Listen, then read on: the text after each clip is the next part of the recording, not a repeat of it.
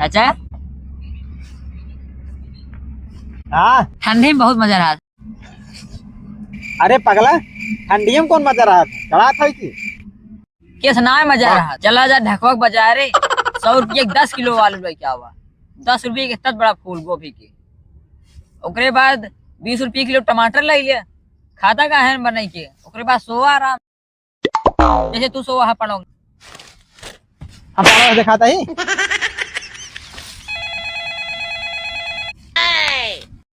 किस चाचा पनो काट। अरे यार जानता है वो कलुआ रहा ना, जब जाए तबे फोन करे, हे चाचा 100 रुपये भेज दा, हे चाचा 500 रुपये भेज दा, हे चाचा रिचार्ज करा दे।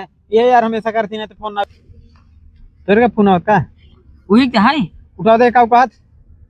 हेलो हाँ कर लो। हाँ शुभम, हाँ क्या बाटे?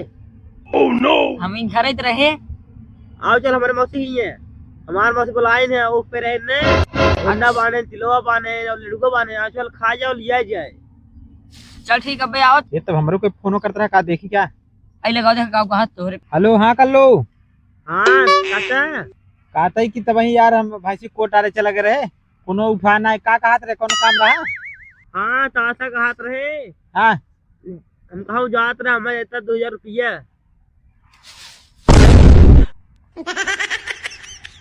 देखा था यार, हमेशा यार पैसे मांगत।